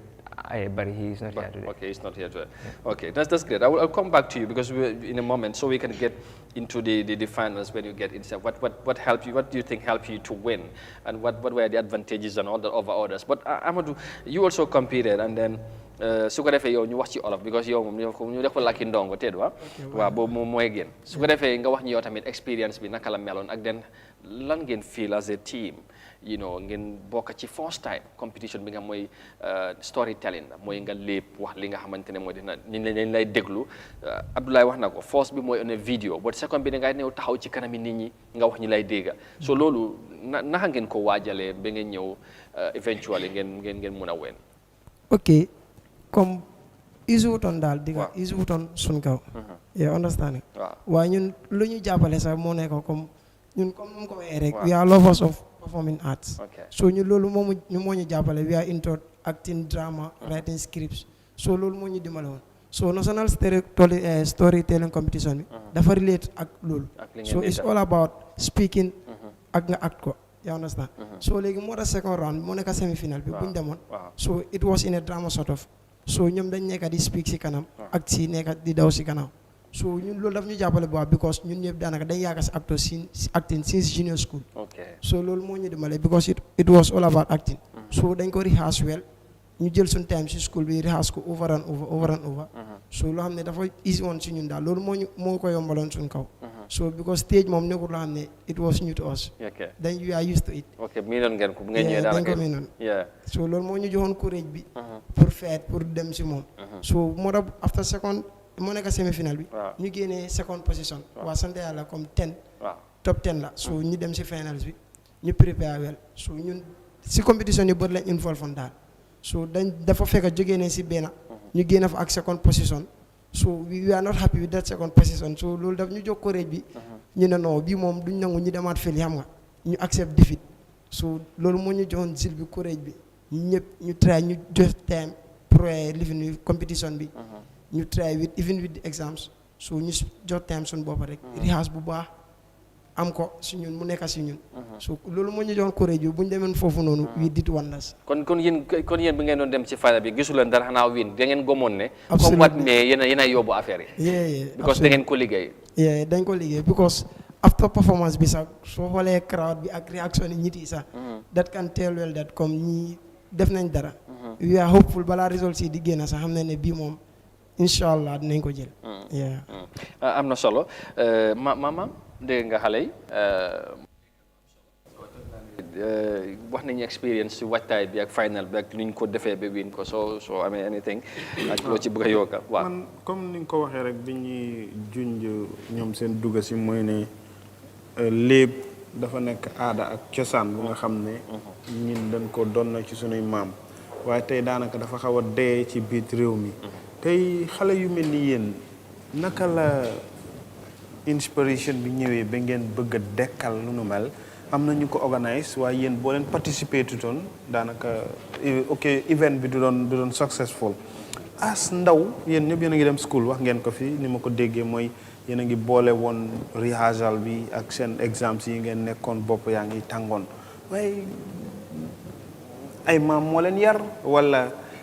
xalaat bi ci ne aada bii de mu ngi fi bëgg a jógee muy yëfi léeb yëfi comme théâtre yi nga xam ne léegi daanaka ñu bëri bëggatuñoo seetaan théâtre ndax amatut comédie li ci ëpp léegi dañ ko modernise foonante kii sante doo ci dee jàngee yéen tey li ngeen nekk di dund nii lan ngeen mu mën a wax moo leen indil inspiration bi as ndaw. ok comme ñun believe bu ñu am ne like yeah we are doing this to compete but also to learn and teach other people too xam nga like soo nekkee di competition by force da ngaa jàngal so jàngute from yourself like you learn from other people who you are competing with. And also comme competition tamit daf laa lead to go and research about comme looy ñëw compete so there also da ngaa jàngale leen like you learn other things too so we just went there to compete. Basically, yeah, we wanted to win, but also to learn was also a motive from it, and also teach people too. So no like the topics that they gave from the first round, like we saw them like they were interesting topics, and then we could present something interesting from them. Like the first round was the Gambia, a treasure of cultures and values. So we saw like yeah, the Gambia story have a lot of treasures and a lot of values. So we could get a lot of information that we can present to the people and which will lead us to the finals. Cultural aspect bi nag naka ngeen ko dundee because léegi bi ñuy door ñu ngi la koy wax bi nga ne ma ne la naka la war Oji Abdoulaye Diallo ma ne la Diallo fan nga ne ma fooñi mais la kon xam naa ne di nga dégg joolaa nga ne ma làkk bu leen neex mun naa ko làkk ensan loolu yëpp mu ngi wane ne am na yar buñ la yaree doon xale tey ñu bëri daanaka bëgg ñoo xam sax seen culture because tubaab lañ def seen boppa tey yéen ngeen nekk ndaw ngeen bugg a culture bi comme fu may waxe mooy ne ok tàggatu boobu noonu yéenu neen seen biir la wala dafa am lu leen inspire ni suñ aada luñ war a dundal la naka la loolu ñëwee ci yéen promoting that culture and value. Yeah, exactly. Because of recent, she into the finance sector general be moved on, like I think the PRO. So you don't want to so say this generation, then how much to value. Culture, culture. So you then in the pungen promote lolu comme nga sen first stop. So te ngeen nek ay xalé def lolu naka la melon ci yeen nga fi we need to send that message out comme nga ngeen def research, learn new things that you never knew before, but equally want to send new message to other people to learn from what you act and say. So lolu how was it like as young people being ngeen di def lolu fofu lay waxe naka la lolu melon ci yeen ak lan mo len dimbalé ba ngeen mëna deliver such a performance. Comme lolu xam nga nekul problem because like we grew up in a local society. Exactly. So man ci village la magé. Wow. Ci village la magé I grew up in Fonyi block. Wow. And then nuñ magé comme suñ mami like they do tell us a lot of stories. Like sometimes in the nights before we sleep, they tell us stories until we fall asleep there. And also, a lot of cultures happens in the village right now. Well, like maybe Gambia is a cultural country, but like now most of the people are forgetting it. Exactly. They're all going into this modern world. Yeah. But few is left in the village. In the villages, few of these cultures are left there. Yeah. So for us that grew up there, like we have the chance to learn more about our culture. Our grandparents, like they do tell us stories about like, which have a lot of moral stories. So that helped us to in the presentation. Yéen nekk ci groupe bi yëpp ci ob bi ngeen jógee wala Amadou yow foo dëkk? Man fii laa juddoo waat fii laa yoroo tamit. Waaw waaye yow gars yi dugal nañ la ci culture bi. Bu baax yi léegi yow tamit léeb yaag cosaan bi yaa ngi koy dund nice. Yeah, absolutely because man fii laa juddoo but I do go to my grandparents sama maam yi Ziguinchor. So su ma demee foofu noonu foofu daanaka absolute village la so daf dee nekk comme dama dee nekk si New World. So dama fa jàngal lu bëri daan bu ma demee ak moom te moom tam su ñëwee fii comme di seen lu mu nekk di wax rek. daf ma dee nekk di explainal story comme lu passé ñu jàngee si moom so story bu nekk comme daf dee am moral lesson foofu noonu danga si dee jàngee lu ees. So loolu moo tax ñun gars bu ñu joxee chance bi dañ kontaan trop because jàngee nañ fa lu bëri te luñ jàngal ñun dañoo try ñu advocate ci loolu comme ñu try ñu influence ñeneen tamit ñu dugga si because culture bi dafa nekk comme si bëti ñi di dafa nekk loo xam ne dafa mu ngee diminish so ñun nag loolu lañ bëggut so si ñu la war a starté because ñu ñoon ndaw yi moo tax bëggee organiser li topic yu ñu jox daf ñu jàppale torop because si loo nekka suñ la joxee topic foog nga dem nga research so ñun bu ñu doon research dañ gis lu ees lu bëri foofu noonu lu am ne dañ si jàngoo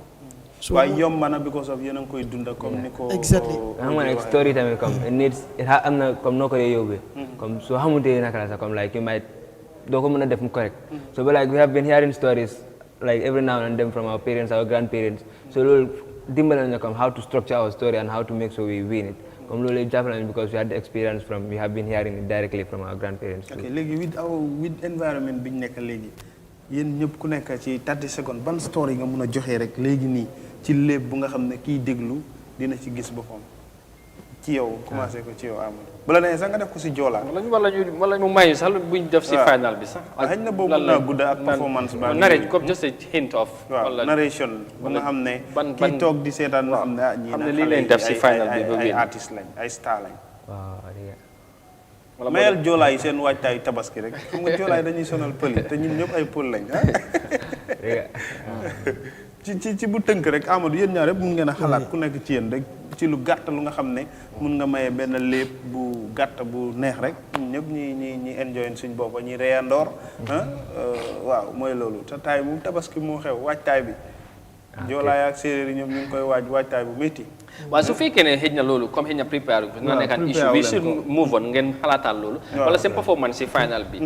ci final si bi lan la ngeen performance bi win if you can give us that living xëj na loolu nañ ko def to the end of towards the end but ñu si at the meantime mun ngeen xalaatal xam naa ne booy di ñu teel a fàtte ak yooyu non loolu du problème waaw so léegi just pour ñu ci finals yi ak yooyu expérience bi bu ngeen ci jàngee léegi fu nekk ni am ngeen expérience for the first lan ngeen ci jàngee in passing wax nga jàngee leen ci lu bëri waaye lan ngeen jàng ci jamono bu mu tollu génération bi ñu bëri ñu ngi wax xale yi yaruwuñ xale yi fàtt nañ démba xale yi xam nga yooyu value si Gambie am na lu ñu jomb nañoo def yéen ay waaye léegi-léeg nga dem si dëkk bi nga gis xale yi nu ñoo behave wala nu ñoo acté ñu ne xale yi amatuñ yar te yéen ngeen nekk ay xale ngeen jàpp ne mun ngeen contribute ba value si ak suñ culture ñu mun koo indiwaat loolu lan ngeen ci mun a jànge ba tey ngeen mun cee bëgg a communiquer te tamit da bëgg ngeen continuer di def lu mel ni ci seen carrière and then as you go as you move on ngeen nekk ay mag. yeah absolutely loolu kay loolu dëgg la te ñun loolu moo nekk si ñun sax te dañoo try ñu def loolu insha allah because nit loo def ëllëg nit yi dañoo xool si yow soo ñun ëllëg foo leen nekk ëllëg ñun ñoo ñëw jël place boobu noonu soo ñun suñ defee loo xam ne jaaduwut ëllëg ñu nekk si ron tamit nu la ñu xoolee so comme loolu moo ñu ñëw sonal waa comme storytelling competition bi dafa nekk loo xam ne comme jàng nañ fa lu bëri daal because bi moo nekk first time so but we are willing to xam nga pour ñu face so many things like this because dafa nekk loo xam ne dafa important bu baax ngeen dem ba génn dem international sax perform pour réew mi represent Gambia as a nation te li Amadou wax dafa nekk dëgg mooy boo xoolee tey daanaka boo demee ci marché yi léegi nii wala nga dem ci ghetto yi wala grand place yi xale yu nga xam ne yéen a leen mag sax ñoo nekk di naan roos ñoo nekk di mandi ñoo nekk di sàcca ñooy sonal seen waajur yi yéen ngeen nekk ay xale di dem school ba pare ngeen bëgg am waale métier because lii métier la understand nga pour ngeen ci nit ñi ngeen di advocate pour nit ñi ki waroon a def lu ñaaw mu jombale ko boppam ki nga xam ne xamutoon boppam mu mun a xamee boppam ci yéen li ngeen di yeete loolu dafa nekk lu nga xam ne li ngeen ci nekk di tàggat léegi lu am solo la continuer leen ko ngeen gën a góorgóorlu rek xam naa ne comme ni ko olof di waxee la ñoddi bu daggul dina dikk bés dina ñëw di ngeen gis seen bopp ci li ngeen nekk. absolutely balaa ngay kon nga bàyyi rek ma declare line si open su fekkee ñuy seetaan mu gën a ñëw call ci ministre yi ngeen wax ci Abdoulaye ak Amadou seen performance ak ay xale la lu leen ci wax waaye tamit su fekkee boo ngeen comment ci wàllu mbay bi ñu wax engrais bu manqué bi ak jafe-jafe yi ci am ba ci wàccaay tabaski bi seeraay bagage yi ak yu noonu loolu yëpp mun ngeen cee comment ku ne ak li nga préfère waaye dégg ngeen tamit xale li ñu wax dem nañ competition ñoom ñu bokk ci ñu win te tamit ñu wax fii kaddu yu mag laa bu nga laa ko mën a waxee mun ngeen ci wax dara loolu yëpp fii ak ba danaka in the next 10 minutes or so ñu jël few calls rek laataa ñoo tàggatoo number baa ngi noonu 2323213 mooy fi ngeen mën a jaar bokk ci waxtaan bi incha allah waaye before ñuy am suñu first call rek mën nañoo continuer for the meantime. Basically, what I learned from the competition. Yeah. It is because like we don't have the interest of knowing it. That's why ñun xamuñ ko. Suñ maam yi like they lived in a very nice and very cultural, respectful way. Yeah. But it is because now dañ ko faate loo moo tax. We don't have the interest of knowing it. Loo moo tax xamuñ ko. I can see like see competition. When all the competitors have the interest of knowing it, we all came and presented something that yes, it is what it is. It is how our old grandparents used to live, and that was the perfect way. But if we all have interest in it, if parents nowadays see it is important, we need to teach our children on how the old generation used to be. I think it will help. So, we need to show interest in it. Teach xale ñu before. Comme kilifa am nañ ci responsible. Yeah. Ok léegi ñu bàyyi ñu jël suñu first caller Malick Boy mu ngi ci line bi hello Malick ñu ngi lay nuyu salaamaaleykum. waaleykum salaam Amadou. waaw jërëjëf. ñu ngi leen di leen jox leen wàccuwaay bu baax. jërëjëf ñu ngi lay fay. maam ak maa Birame mi fi bàyyi ko noonu. di nuyu di ñaare ndaw yi nga xam ne ñu ngi participer ci développement ni réew mi. di leen ñaanal jàmm di leen ñaanal li ñu ci seen advocate ñoo ko xam yal na yàlla jàppale leen. amiin yaa rabbi. waaw Amadou dafa am benn xalaat bu ma dee am moo xam ne tay bu ma la xoolee dama la ko def nga wax man bëggoon naa ngeen ubbi benn programme moo xam ne daal war nañ ko woowee jàmbaar sa waar. mu nekk programme moo xam ne ci mbiri mbay rek laay yëngatu. ok incha allah. waaw moom agriculture daal. amul benn problème. nañ ci am ngeen ko baax na su fekkee amu leen ko daal war ngeen koy fene daal. baax na incha allah. waaw Amadou xam nga man fi maa ñëwaat tey ci Jaxale Fata. li ma waxoon démb ne booy dem ba xamatuloo fi ngay dem na nga dellu. di jamono dafa ko tudd yow muy 1886,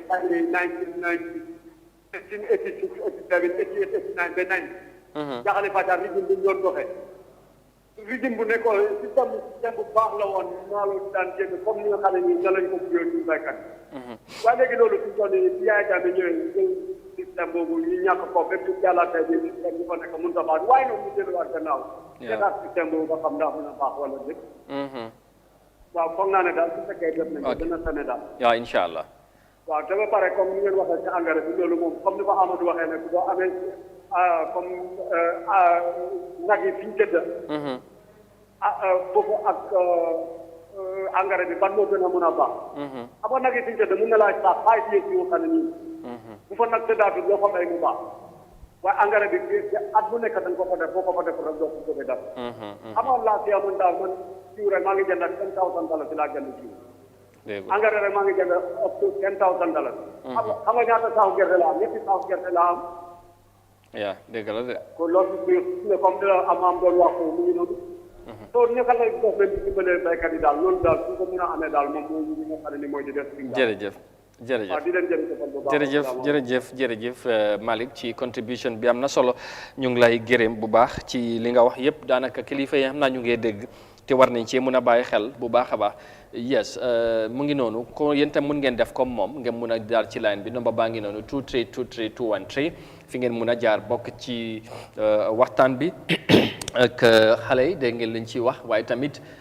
comme Malick fu mu wax ci wàllum mbay mi ci wàllum dund bi seer na ak wàccaay tabaski bi jafe-jafe yi ak yu mel noonu xam naa sax ñu bari amuñ time xam naa jamono ji bari génn ne ñu ngi ci marché ak yooyu waaye amul problème foog ñu waxtaanee tamit lu mel ni maam dégg nga li mu wax su ko defee waaw mu ngi noonu waaw li mu wax am na solo comme daanaka loolu noonu niñ ko doon waxee rek mooy ne jàpp ne la mu saf kaka macc moo ko xam ñoom ñi nga xam ne ñoom ñoo nekk ci ground bi right now nekk ci àll bi di bay ñoom xam nañ lan mooy difficulties ak constraints yi nga xam ne ñu ngi koy dundal te nguur moo fi nekk pour war a facilitate mécanismes yu nga xam ne baykat yi dinañ am hope am courage ne ñoom liñ yaakaar ci nguur pour mu defal leen ko lu ci bari dina yombal loolu rek mooy li nga xam ne moom la ñuy gën a dànkaafu nguur gi pour ñoom ñu gën ci bari léegi su ñëwaatee Abdoulaye lu mu doon wax balaa Malick doon dugg wax na ci kilifa yi tamit rôle bu ñu am pour dimbali xale yi ñu mën a tegu ci yoon bi xam li nga xamante ne moom mooy lu bari fa mel ni am nañ seen next caller right ok Ousseynou Diawara mu ngi ci line bi hello Mr Diawara asalaamaaleykum maaleykum salaam wa rahmatulah. sëñ bi da ngeen def. ñu ngi sant yàlla bu baax naka nga def. maa ngi sant yàlla loolu bëri. alhamdulilah. dama bëgg a bokk ci programme. waaw ñu ngi lay déglu bu baax.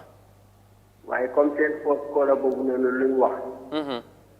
loolu laa bëggoon ngeen bàyyi xel ok because da ngeen am ñetti topic yi ngeen boolante te am si boo xam ne moo gën a am interest muy affaire yu bay mbay mi fu ne nii su ngeen jëlee programme yi bay jël programme yi aada jël beneen programme yi tabaski bi boolante ko incha allah pour nit mun see wax ñeneen ñi yëpp dégg ko dafa xaw a jafe waaw dégg nga comme léegi nii su ngeen a def programme da ngeen a def benn site comme like agriculture rek te dama bëgg ñu xam ne nawet bii ñu nekk nii ñun de ay jaam lañ waaye xamuñ si dogal yàlla dara waaye nawet bi daal amagum na problème because right now su ma waxee yow nii am na ñoo xam ne ni ñu ngi taaj seen gerte ba léegi ji yóbbuñ ko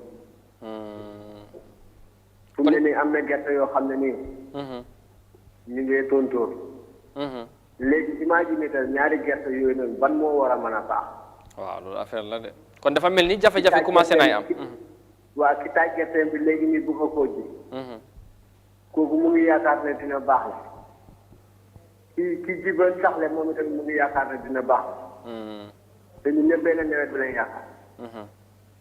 léegi nii agriculture ministre bi moom ci boppam bu fekkee mu ngi jóg pour wëri dafa jaar ni dem ci kaw gi ci fële jaxari pàcc bu ñoo bayee maalo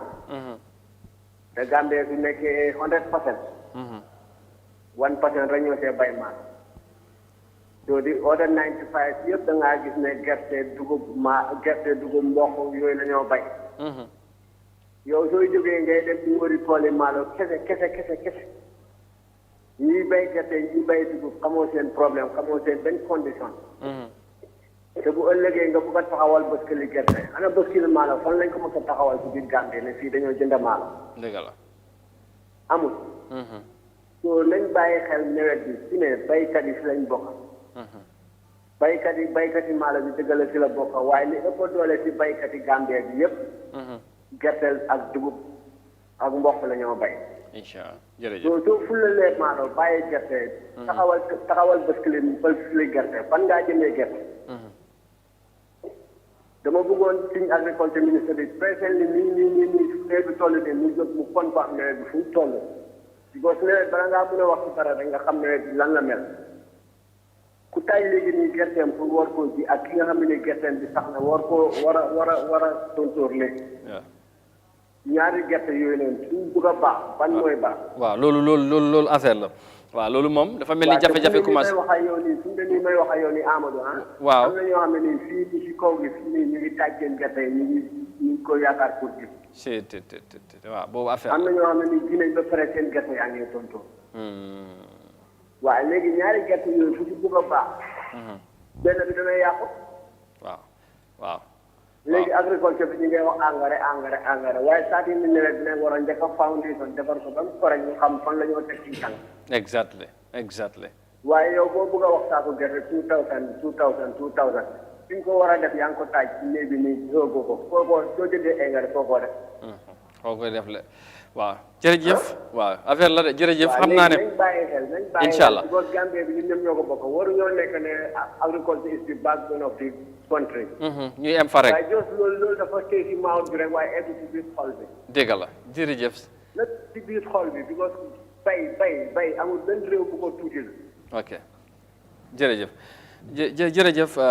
sëñ Ousseynou ñu ngi lay gërëm bu baax ndax li nga fi wax am na solo waaye tamit li ngeen wax ñu kilifa yaa ngi dégg te nañ ci taxaw incha allah mbay mi moom def ñu yitteel lool te du ñàkk comme ni ngeen ko waxee nañ ci gën a taxaw su dee sax amuñ ci programme wàggum waaye ñu mun nañ jël ci programme bi del ci benn bés bi nga xamante ne nañ ko jox mbay mi incha allah loolu nañ ko xalaat nañ ko waxtaanee li ci munta am ndax nag mbay moom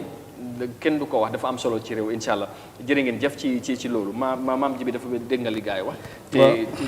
kii lu mu wax jógee ko ci ndungu kebe foog naa loolu tamit lu jar a bàyyi xel la lu xaw a yéemu la ndax benn nawet ñëpp yaakaar taw gàncax yi buñ soriwante yenn soriwante rek loolu xel daf ciy teey ndax li tax mooy jiwu taajee nga war koo ji pour nawet bii gàncax gi nga xam ne mu ngi tontóor war a meññ nga war koo harvest ci biir nawet bi ñaari yooyu dafa nekk lu nga xam ne xam naa ne daal tey na xel waaw because taw bi bu continuer li nga ji mun na baax waaye jiw wi nga teg tam boo ko jiyee fan nga jëm ak moom because nawet bi mu ngi start I think early June ñu ngi July léegi ñu bàyyi la nga jël benn ñu jël Mr Wilane balaa ñoo ñëw ci Abdoulaye ak suma toom ñoom tamit ñu wax ci xam naa ndax dañu ñi nag foog ma ne def baykat leen de Abdoulaye moom xam naa hello asalaamaaleykum Mr Wilane Amadou moom ñu ngi delloo ziar bu baax a baax amin waay jërëjëf waaw waaw si li ma bëgg a wax sawaay li mu wax léegi mooy baa bi ci jóge mu ne affaire bi naka yëpp kuy dem ba xamatoo ko jëm la jël te ñun Gambie yi dangaa gis ne koo gis dafa jógee si yow liñ lay ñu dél fi président yi ñi am ministre yi am député yi ñu am yëpp op bi lañ jógee dañ judd ci bay waaw waaw foofu rek loolu rek mën na dimbale ñu ci agriculture ñu bàyyi ñi nga xam ne ni dem nañ ñoo war a jël seen life bi dem ne ñun léegi nekk nañ ay tubaab ñu war leen a jël jox leen ci agriculture ñu ne day du dem yaa ngi gis li ma wax ne dund bi ñuy bugg a dund ak ñun li ñuy dundee fii du mën a dem du mën a dem de boo ko bëgg a wax ak moom sax affaire yi tubaab bi lay war affaire yi leneen yoo xam ne nii yow ñun dund ñu fi yaa ngi gis li nga nuyu doom dañ leen di jàppale leen bu baax tax ma ne ñu jàppale leen bu baax parce que war nañ ci Gambie bi mu mat ci télé yi mu nekk si pay mu nekk buntu wàllu buntu boo mënti gis si Gambie war nañ faa am lu mat ay tawalan bi ñu train yooyu nañu si cosaan si culture si agriculture si everything pour mën ñu jàppale exact su boobaa production dana génn waaye su moyee loolu amul ñenn ñu war a train ñu jàngal leen naka la ak nan la si am lan la ñoo war a dundee ñun duñ mën a dem de yeah sure fi ma waxee waaw bu baax waaw man suma xelaat jërëjëf si xalaat bu am solo la te ñu ngi lay gërëm bu baax ci loolu Mr Wilane foofu ci Kartong jërëjëf ci contribution bi tamit am na solo ci kilifa mu ngi wax ci xale yi foog ñu dellu tàggat xale yi xamal leen démb wala fàttali leen ko parce que tamit loolu daf ñoo dimbale pour fu ñu jëm ëllëg ndax jamono nag moo ko laaj jamono yëpp a jaxasoo maam ji bi te ñii foog naa ne fu mu nekk lu ñu fi jot a waxagum rek am na lañ jot a wane ci ndaw yi te waruñoo ñàkk yaakaar si suba ne xale yi réew mi am na ci loxo yi ñu war a tegu te ñu bokk nañ ci exemple boobu te ñu mel ni bar nañ ay morom ñu bokkoon ci compétition bi yëpp buñ liinut sax am na luñ ci jànge te xam naa ne sax yéen next year boo leen desee si compétition da ngeen gën a am problème parce que first prize bi ngeen jël ñi ngeen compete ñoom tamit dañoo waajalal seen bopp te I know you will be more ambitious pour mun a win next year so lan ngeen bëgg a wax ci loolu just wala maam first story ak waaw man suma réaction rek mooy ne ñoom dañ leen di sant gërëm leen dégg nga last caller bi loolu lay wax gis nga réew munta dem te nit ñi xamuñ seen bopp te nit ki nekkul xam sa bopp mooy ne taxaw di fëgg sa dënn da ngay xam yow yaay kan ci nga xam sa aada xam sa cosaan xam sa réew nga bëgg ko nit ku am loolu rek xam nga sa bopp te tey xale yi fi ñu toll nii tey ñoom ci liñ jot a wax rek ci ndorteef daf lay wan ne ñii kii mu ne bu demee ci maamam holiday la fay dem waaye li mu fay jàngee fii la juddoo fii la yaroo am na lu mu def ci moom kii mu ne ci kaw gi la jógee ñun ñëpp ci kaw gi lañ jógee wana san waaye tey am na lu nga xam ne tàggat la ci ñoom te seen way juri ñoo ko def ci ñoom delsi ci comme way juri fi nga doon waxee tey mu leer la ne am na ku nga xam ne moom doomam mu ngi tax everyday mu ngi dem ci police bi te mun naa tere doomam pour loola because tey bul bëgg sa doom be mu nekk ci safaan nga bañ ko cee génnee xale dañ ne bant bu muy tooy lañ koy jubbanti because xale yi ñoom ñëpp ci seen ndaw lañ leen tàggat ba am na lu nga xam ne tey da ngay am jom am fulla am fayda waaye kersa dina nekk ci yow ba bu la liggéey taxee jóg da nga def li nga bëgg a liggéey jàngal ci nit ñi because ñii ñëpp tey boo leen xoolee ku ci nekk mu ngi la rus a xool waaye buñ ñëwee pour acte daf lay leer na liñ acte ba wiin ko wane na ñàkk jom ku nekk waaye defuñ ko ngir ne loolu moo nekk seen jikko dañ ko def ngir ne seen maam yi tàggate nañ leen ko da ngay toog ak sa maam onasan nga mu lay yar ci lu nga xam ne di nga fone di nga mun a reeloo nit waaye ci yar nga koy teg ak teggin yeah Abdoulaye just to come back ci li nga doon wax finally mooy gis nga da ngeen dem nga ne ko fa mel ni xale yi daanaka wala génération bii nii bëggu ñoo xam te ku bëgg a xam da ngay xam parce que da ngeen dem def research that close rapport dafa mel ni su ma la déggee war naa nekk di wéndi xale yi ak kilifa yi ñu am that closeness ñu mun a wax xale yi démb naka la woon waaye xale yi tamit nekk xale yi nga xamante ne bëgg nañoo xam dem gestu comme ni ngeen ko defee te tamit ngeen mun cee jàngee lu bari just foofu laa bëgg nga ñëw rek just the final note waaw. Our parents are the ones who are supposed to guide us. Maybe they don't know. They know what they want, but maybe they don't know what they need. Come lu need, maybe hamuñ ko. So parents you know what a guide. The parents are the ones who are supposed to guide us. Sure. If the kids are not going rightly or not, they are not doing it, or they don't ask, you tell them. But like, how much time when come good our grandparents will call us, or even they don't call us, we will know now this is the time for this. We'll all come and sit and gather, and then we'll be listening until we sleep off. But now the kids are maybe focused more to the modern world, and now the parents also are leaving them to what they want. So xale yi nekk si téléphone yi nekk online di seetaan film ak xale su nekkee def loolu noonu at least maybe parents should take the responsibility and carry them and tell them more because it is very important. Sa maam yi comme nu ñu meloon time boobu noonu they were living in the right way, and if you are to teach your children to go in that way, I think it will help a lot. Okay. All right, Amadou yow tamit lan nga wax ci loolu that parents yi am nañ des pour dimbale xale yi waaye yéen xale yi tamit wa bëgg a nangu ñu dimbale leen te tamit ñu mun a am yaakaar xam naa ne sax time bi jeex na ñu se ne fan lan nga wax ci loolu and then lan ngay wax ci organisers yi Young Writers Association lu ñu organise may leen opportunity bi ngeen mun a wane seen talent am more ambition pour def moo am na li ngeen ci jànge ngeen bëgg a nekk inspire seen morom tamit mun a bokk ci lu mel ni ba mun a ñu mun a am yaakaar ne réew mi am na ci loxo yu ñu mun a tegu ci kanam incha allah. comme Ablaye nu mu ko waxee rek. sant yàlla bu baax la. su ñun fii yàlla moo ñu asi àdduna turu suñu waajur yi. su ñun si lu ñu mënti nekk gaa war nañ koo xam. si lu ñu mënti nekk di def gaa war nañ koo yëg. yaa understand. su demee ba toll façon point yi nii comme Ablaye lu ma ñun am nañ reet bi pour ak suñu waajur yi. waaw su demee ba point boo xam ne mais bi ñun laajte wuñ foog naa comme loolu la ngay war a def lijjante ñun si luñ nekka comme si su ma sogee son daal foog naa ne comme waajur sa doom si lu muntu nekka war nga koo xam su dee si lu baax la nga encourage ko su nekkee si lu bon nga deviate ko from that point. mais sometimes léegi léeg-léeg nga génn nga gis yenn sa morom yi wala yenn xale yi ngay def yenn acte yi mu jaaxal la wala nga am si nga tiit nga ne ñëw this is not the way to go. yow digga loolu daf di am te loolu su amee comme da nga dee nekk in a point of confusion because da nga dee dem xelaat ne dañ ñii si kër la ngay jógee wala maybe gars seen parents yi nekkuñ alive wala nekkuñ si nit comme da nga dee xelaat nga xelaat yow foo jógee ak yenn acte moom soo ko gisee comme daf dee doy waar daf dee nekk loo xam ne dafa surprising si yow digga daf dee daw yaram trop te day di yaram because soo xoolee sa morom sa youth man comme sa morom mu ngi involve si yeneen acte yi da nga ko dee yaram because daf dee nekk loo xam ne it's shocking daal da nga ko dee feel. Yeah, because there are so many things loo xam ne comme mun nañ faa dugga yeah te soo duggutee si yooyu sax waaw it's rather nga keep sa boppa than to involve in other act te Young Writers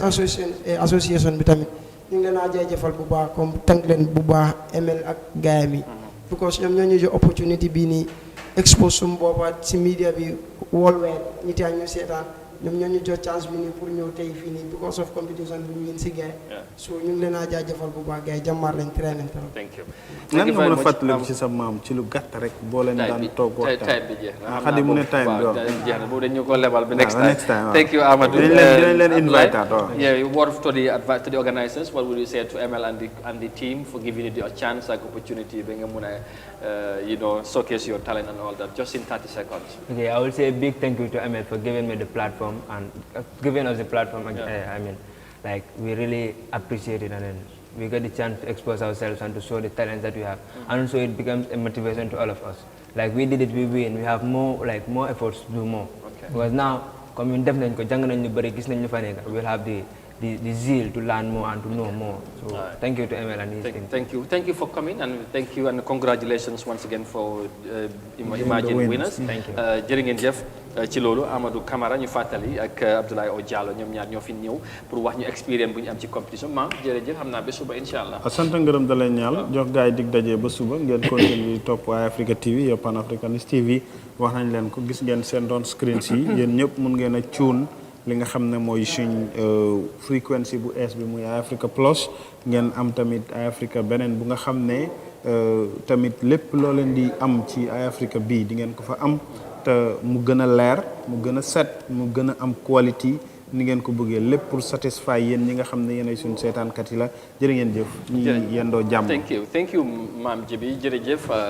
ci kaddu yu am solo yooyu xam naa gars yi nañ ko bàyyi xel once again thank you to our guest Amadou and Abdoulaye and of course it was good to have you and thank you to ML Sow comme gars yi nañ ko wax he is an inspiration already not only to them but to many young people in this country I have to say that and he has played an integral part in getting them here and of course for the competition as well thank you for being there again fii la ñu amandi ak yéen jërë ngeen jëf ci call si ak contribution si suba bu ci yàlla àndee ñu dellusiwaat ci weeks ending edition bi ñaanalaat leen tabaski bu neex wax leen happy tabaski in advance jërë ngeen jëf ba suba incha allah thank you for watching and bye bye.